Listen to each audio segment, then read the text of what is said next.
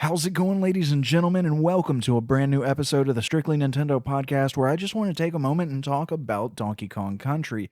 This has been a series that clearly, obviously, it's no secret I'm a fan of, and my review of Tropical Freeze gave it high praises, but I haven't had a whole lot of time to game lately. For the past several weeks, I've been extremely busy, and, when I do get some time to play, it's only like a couple hours here and there, so I've been playing more SNES games than anything else with my Retron 5. Of course, from a previous podcast, you can tell that one of the games I've been playing is Star Fox, and I've been having a blast doing that. But it's been kind of fun just going back and re experiencing and rediscovering a lot of these games that I probably haven't played in close to 10 years.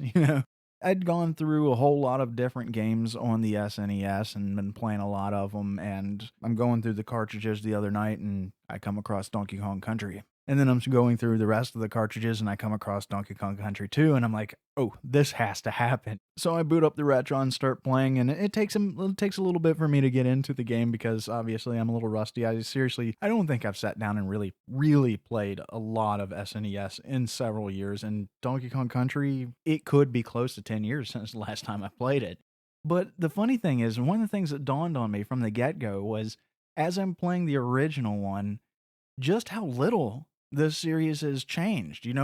At its core, if you just strip it down to its fundamental foundation, there's really no difference between the original game and Tropical Freeze. Each one evolved a little bit, changed some of the things like maybe the overall theme of the game, if there was different enemies or a different kind of story behind the games, but the original formula is still there. You have all the same mechanics, you have the hidden levels where you can get all the different coins or collect the bananas or everything. You have the Kong letters to get. You have the classic platforming elements of the game. You have the underwater levels. And of course, the most beloved part of any Donkey Kong Country game, the minecart levels. That's my favorite. I don't know why. I think it's the intensity of them, but I love the minecart levels and the skill level. Honestly, there's not much difference between the skill level of the original and Returns or Tropical Freeze, so it's one of those things that it's kind of funny when you really look at it. The game really hasn't done anything other than evolve and kind of mix up that classic formula, but it's been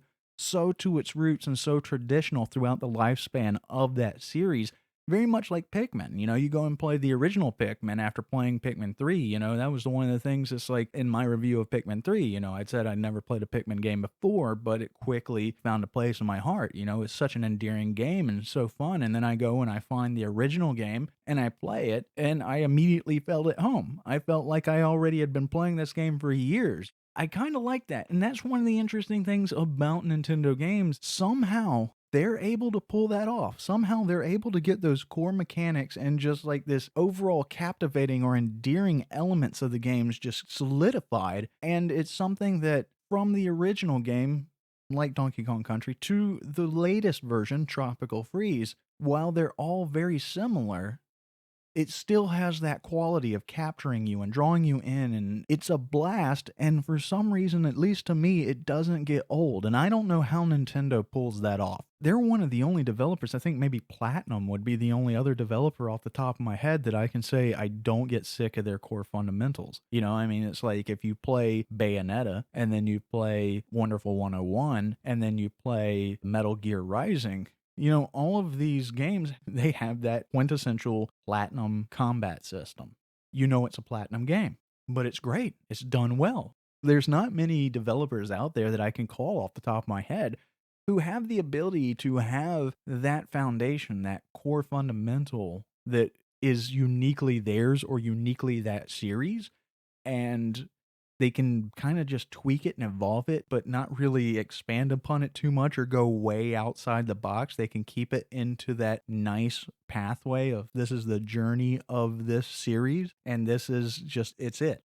So I don't know, maybe I was bit by the nostalgia bug re-experiencing these games on the SNES, but I know that this kind of turned into a walk down memory lane and just a Nintendo in general thing, but it really comes off from the fact that if you play the original Donkey Kong Country, you do get that sense of it's still the same today. Tropical Freeze is just as much the same game as the original one, but they both stand out on their own and they're so endearing.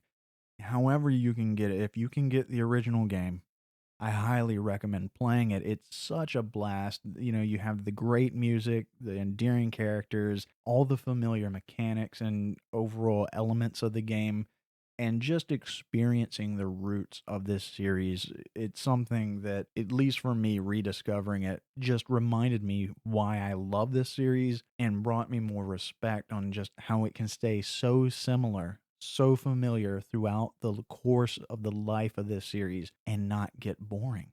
It's amazing. It's mind-boggling. But big smile on my face right now, and I just want to share all the feels with you. So that will do it for this episode of the Strictly Nintendo podcast. Until the next one, take care.